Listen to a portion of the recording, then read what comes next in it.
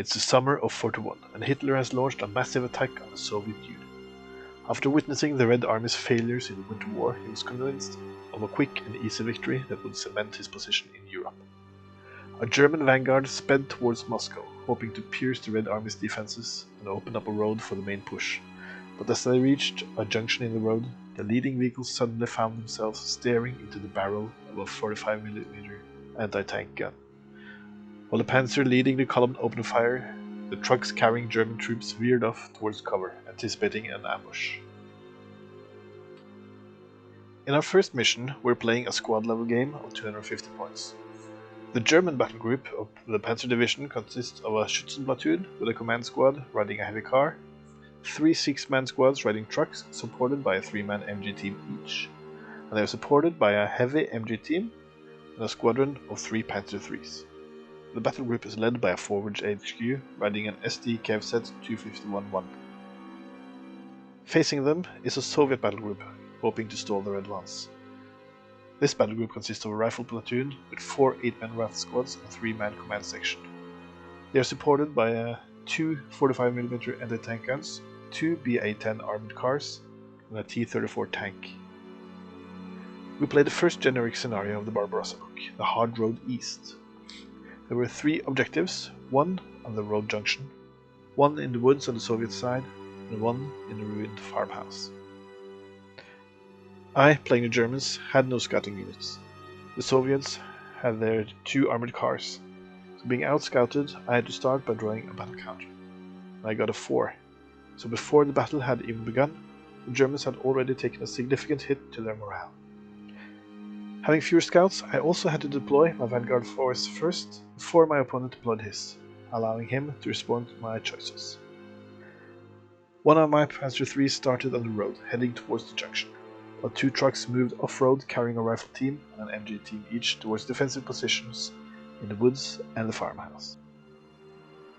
The Soviets deployed an anti-tank gun aiming towards the junction, and hid some rifle teams behind the woods. The battle was ready to commence. Having the advantage of more scouts, the Soviets took the first turn. Their infantry quickly advanced to the woods and took the objective, forcing me to pull an additional battle counter. This time I pulled a 1, avoiding another big drop in the morale. I still wasn't happy with how the battle started though. And on the other side of the road, more soldiers of the Red Army pushed forward into the woods to establish a defensive position against the German advance. The anti-tank gun, hearing the rumbling of advancing tanks, adjusted its sights, determined to stop the approaching panzers. Unfortunately, the crew was unable to get a clear shot and had to wait until the enemy got closer. They needed 2+ to spot the tank, but rolled 2 1s. A BA-10 sped out from behind the woods to get a clear view of the farm, intending to protect the flank. On the opposite flank, the defenders adjusted their position slightly, and the second BA-10 decided to stay hidden from the approaching panzer until it could find an opportunity to strike.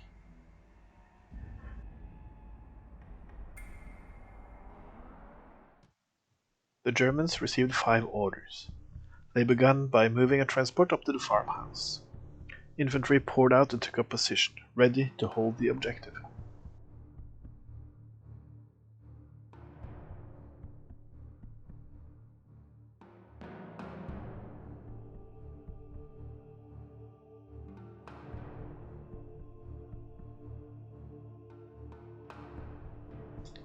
Meanwhile, the panzer drove up, taking the junction and scanned for threats. The Soviet player had to draw another battle counter as the Germans took their second objective and pulled beyond the call of duty. They tried issuing an order to the deployed gun, but the crew hesitated and the order was not followed.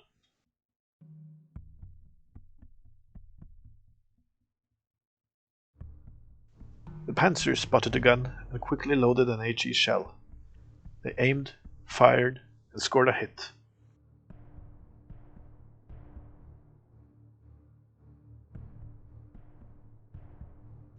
The crew managed to keep their heads down and suffered no injuries from the explosion. Over in the woods, the other transport deploys its infantry, which then moves forward towards the edge. Taking up position among the trees, they fire at the enemy.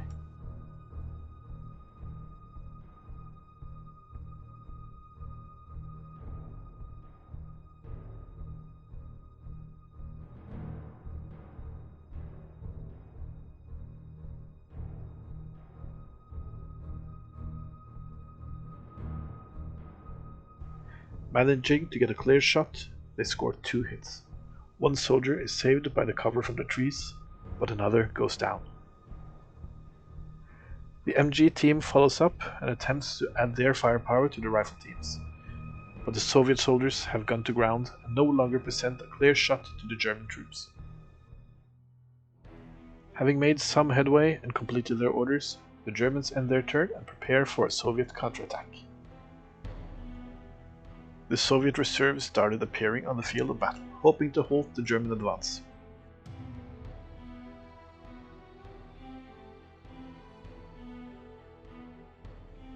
Getting 6 orders, they were in a position to get things done.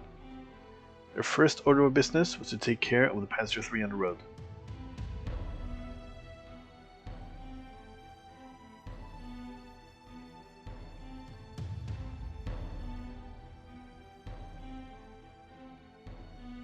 The anti-tank cannon scored a perfect hit, penetrating the front armor and destroying the vehicle.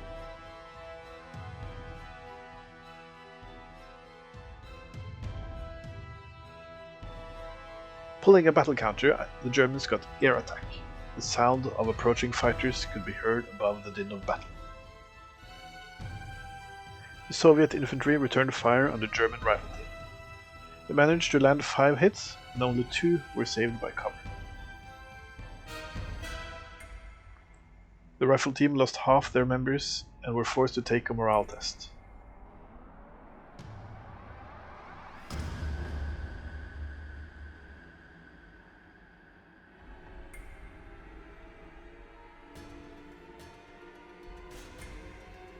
Another salvo quickly followed, this time landing 6 hits, cutting down the rest of the unit.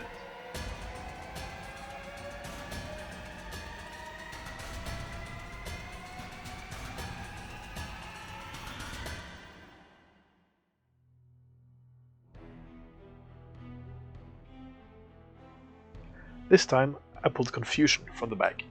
I decided to play it on the approaching T-34, forcing it to take a morale test, which it passed.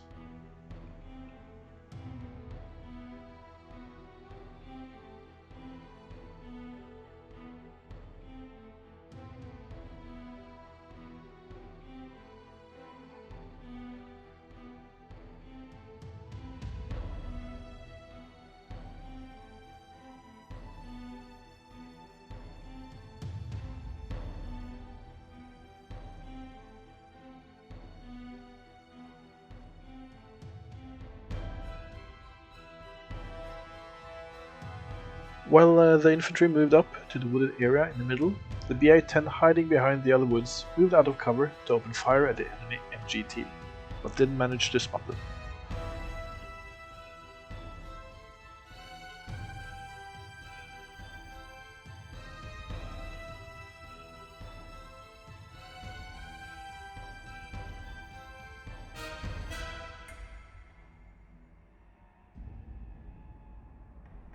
More infantry rushed forward to help defend the objective.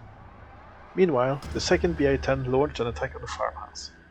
It first attempted to suppress the rifle team with a high explosive shot, but to no avail.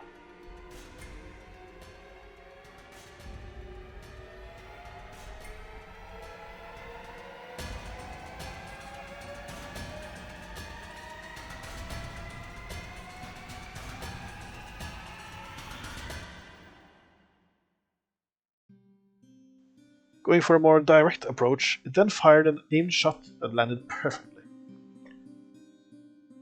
Unfortunately, the German soldiers made great use of their cover and managed to remain unscathed.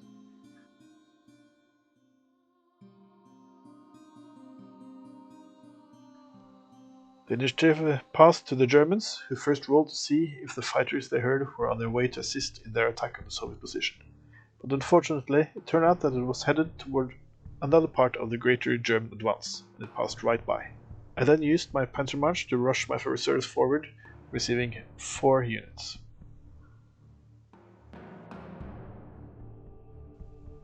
The forward HQ, my heavy MG team and 2 more Panzer IIIs moved up the flanks.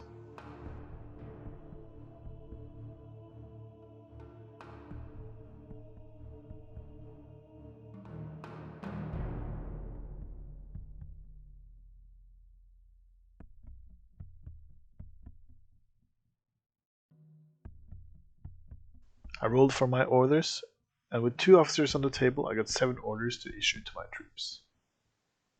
My first priority was to defend my objective against the aggressive BA-10. The Panzer opened fire, shooting twice at the armored car.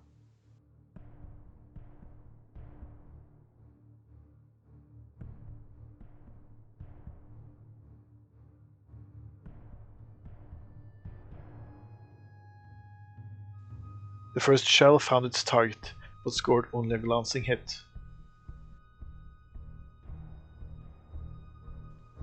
The BA-10 took a morale test and passed. The second shell flew right past the car, landing harmlessly somewhere closer to Moscow.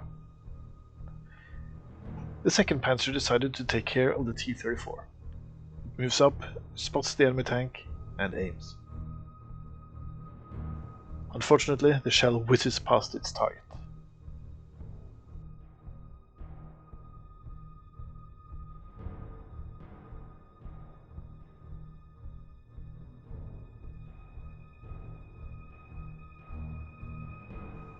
While the tripod MG team moves up towards the woods, the bipod MG team continues to engage the enemy across the clearing.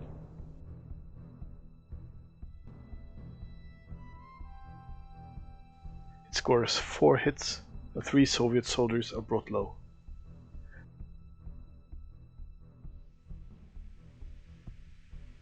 The remaining soldiers dive for cover and become pinned.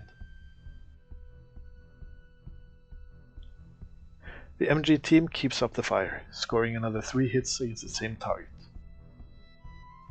But this time, only 1 soldier is struck, as the others are saved by the cover granted by the trees.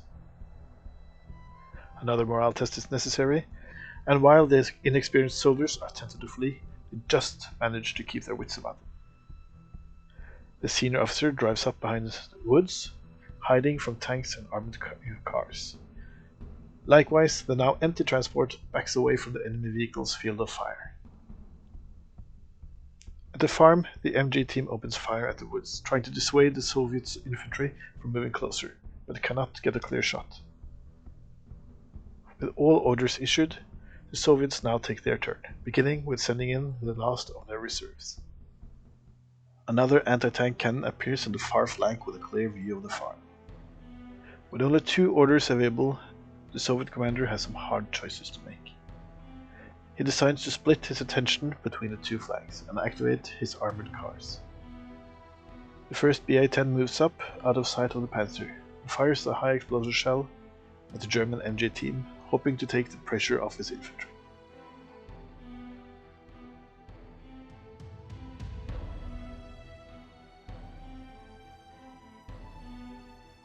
The shell explodes among the trees, scoring 1 hit, but the German soldiers are saved by their cover.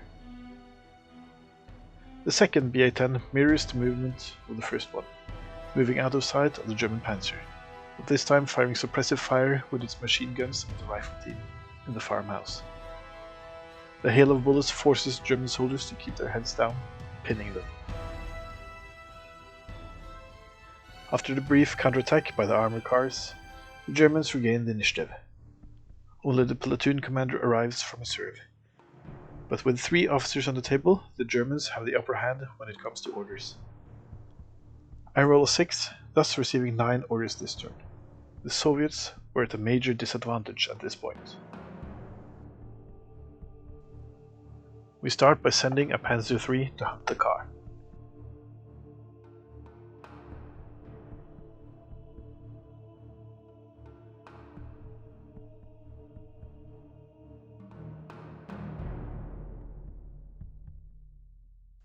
With the armored car standing in the open and firing, it is easy to spot, and all we need is to hit it with an AP shell.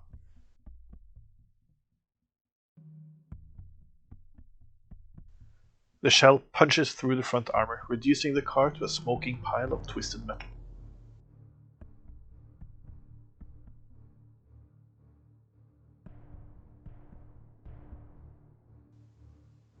We then try to repeat the success on the opposite flank. The Panzer moves up around the woods and turns its turret towards the armored car, but the shell whizzes harmlessly past the target.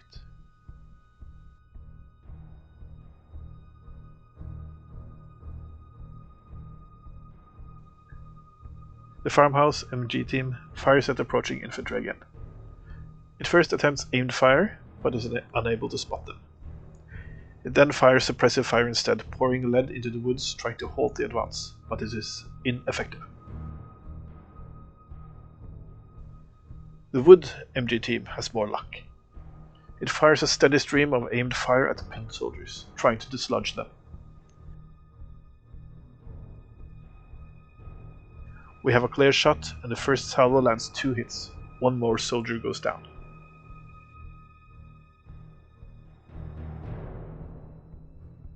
The second salvo results in another 4 hits. The infantry unit is cut down, and a blow has been struck against the Soviet morale.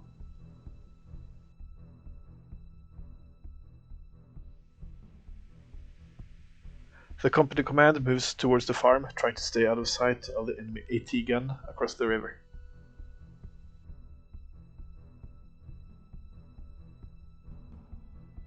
With enemy infantry hiding in the woods and AT guns covering all other avenues of approach, the Germans had to consider their advance carefully. They decided to pull the senior officer back from the front line for now, to instead set up a temporary command post in the rearmost woods. The heavy MG team moves into the woods to add its firepower to that of the lighter MG team. They scan the other woods for targets, but cannot spot any. With only transports left to activate, and nowhere to send them, the Germans end their turn and prepare for the Soviet counterpush. Once again, the Soviets receive only 2 orders. It might not be the strong counterpush that the Germans feared. Abandoning its mission to engage the German infantry, the BA-10 turns its attention to the greater threat. Having kept its front armor towards the T-34, Panzer III has presented its weaker side to the armored car. The shot slams into the side of the Panzer. It isn't enough to penetrate, but it gives the crew an awful fright, and they decide to abandon the vehicle before they get hit again. The T-34 had been holding back, biding its time. With the Panzer gun, the Soviets felt it was safe to advance their armor. It sped towards the MG teams, scanning the tree line for targets, but finding none. Both orders issued, the Soviet turn was over and it was time for the Germans to find a solution to this new problem. The rest of the reserves arrived, but having lost an officer when he decided to abandon his tank and flee, I received only 4 orders this turn. The Germans sent their only answer to the T-34, the last remaining Panzer III. It moved up towards the middle and fired across the road at the enemy tank. Forgetting the 2 hit modifiers for both vehicles moving, I rolled a hit, but it was only a glancing hit. The T-34 made its morale test, so it didn't really matter.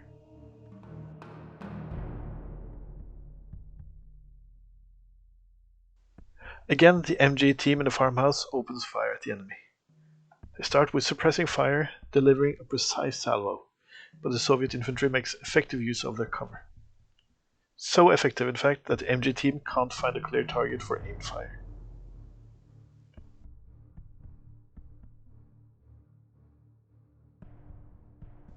The heavy MG team gives the same treatment to the enemy's platoon command squad.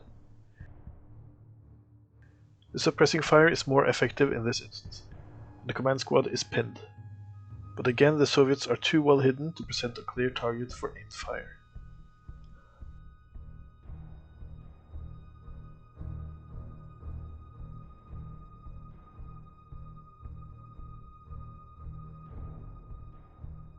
The lighter MG team attempts aimed fire as well, but they can't spot them either. It was a short turn for the Germans, and they achieved very little. Getting a good amount of orders, the Soviet defenders were now in a position to deal some damage to the German advance. The first order is issued to the BA-10. It's ordered to fire at the MG team and then take the junction. The turret swivels and the coaxial machine gun traverses the tree line, but no target is spotted. With no shots fired, the BA-10 then heads to the middle objective, forcing the Germans to pull a battle counter.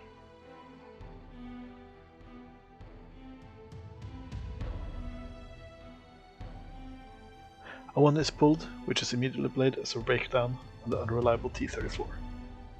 We let the Soviet player roll for his own vehicle's fate, and he rolls the worst possible result. The unreliable tank has caught fire, and the crew is forced to abandon it.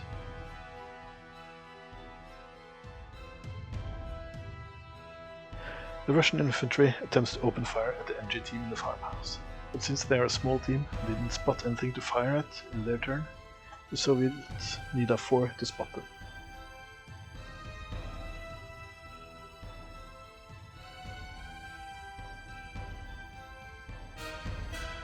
Two 3s are rolled for spotting, and no shots are fired. A second team is brought forward to aid in the attack on the farm. They too attempt aimed fire.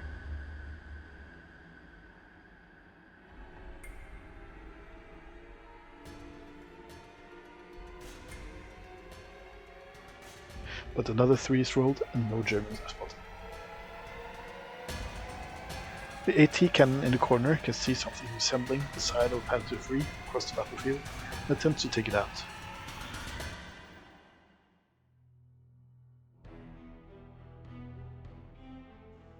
A hit is scored, but it's just a glancing hit. I take a morale test for the crew and the Panzer is pinned. Another shot is taken, but this one hits nothing but the ground. The other AT cannon takes aim at the MG team in the woods, while the crew ready their HE shells. They aim first to suppress the team, and then blast them with a direct shot. Unfortunately, it's not very effective. The first shot fails to pin infantry, and the gun crew is unable to spot the small team.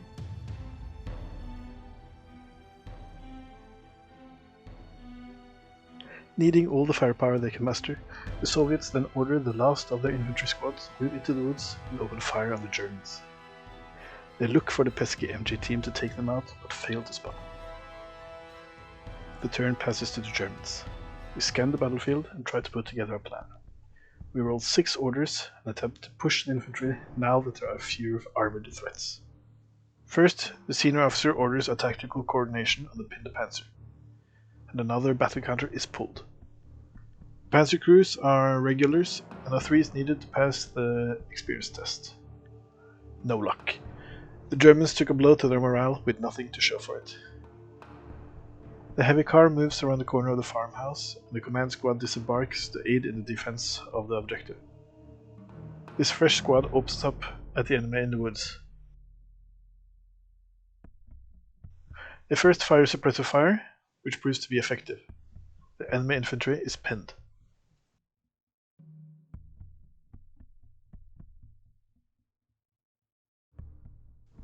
They follow up with aimed fire, but fail to spot their target. The MG team follows their example and pours suppressive fire into the other infantry team.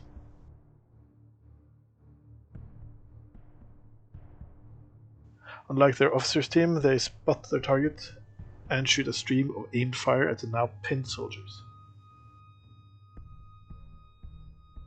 3 hits are scored, 2 of which are deadly. It turns out the inexperienced soldiers didn't appreciate getting shot, and the entire squad decides to rout.